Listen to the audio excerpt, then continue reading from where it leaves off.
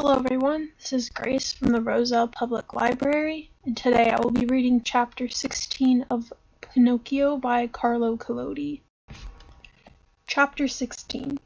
The beautiful child with blue hair has the puppet taken down, has him put to bed, and calls in 3 doctors to know if he is alive or dead. While poor Pinocchio, suspended to a branch of the big oak, was apparently more dead than alive, the beautiful child with blue hair came to the window again. When she saw the unhappy puppet hanging by his neck and dancing up and down in the gusts of the north wind, she was moved by compassion.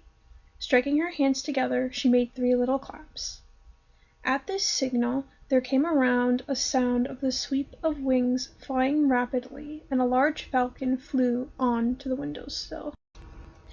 "What are your orders, gracious fairy?" he asked, inclining his beak in sign of reverence.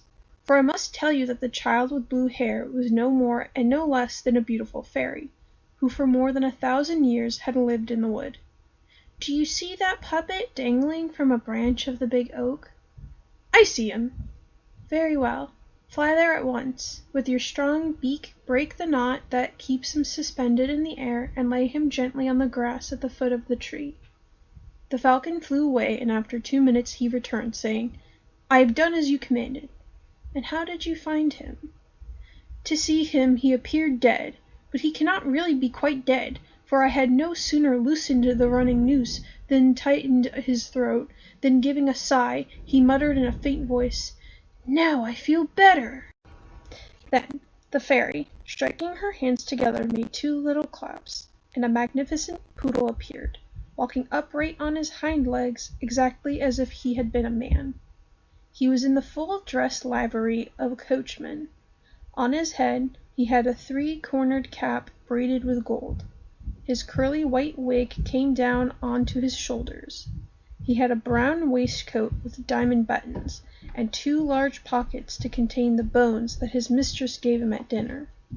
He had besides a pair of short crimson velvet breeches, silk stockings, cut-down shoes, and hanging behind him a species of umbrella case made of blue satin to put his tail into when the weather was rainy. "Be quick, Medoro, like a good dog," said the fairy to the poodle. "Have the most beautiful carriage in my coach-house put to, and take the road to the wood. When you come up to the big oak, you will find a poor puppet stretched on the grass half dead. Pick him up gently, and lay him flat on the cushions of the carriage, and bring him here to me. Have you understood?" The poodle, to show that he had understood, shook the case of blue satin 3 or 4 times, and ran off like a race-horse. Shortly afterwards, a beautiful little carriage came out of the coach-house. The cushions were stuffed with canary feathers, and it was lined inside with whipped cream, custard, and savey biscuits. The little carriage was drawn by 100 pairs of white mice, and the poodle, seated on the coach-box, cracked his whip from side to side like a driver when he is afraid that he is behind time. A quarter of an hour had not passed when the carriage returned.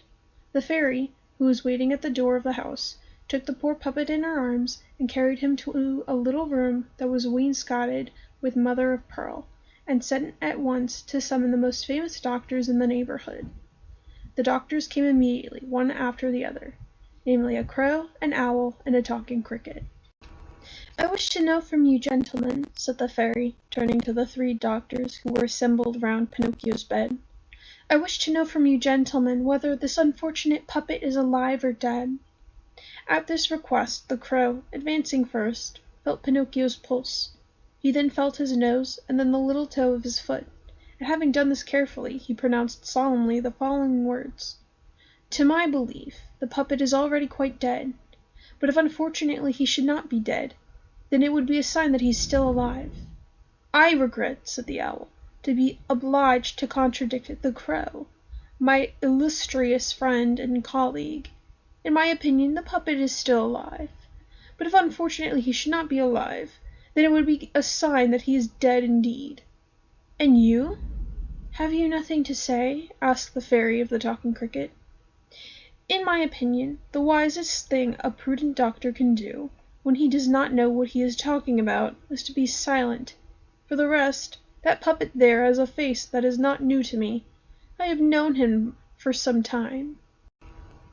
Pinocchio, who up to that moment had lain immovable, like a real piece of wood, was seized with a fit of convulsive trembling that shook the whole bed. "That puppet there," continued the talking cricket, "is a confirmed rogue."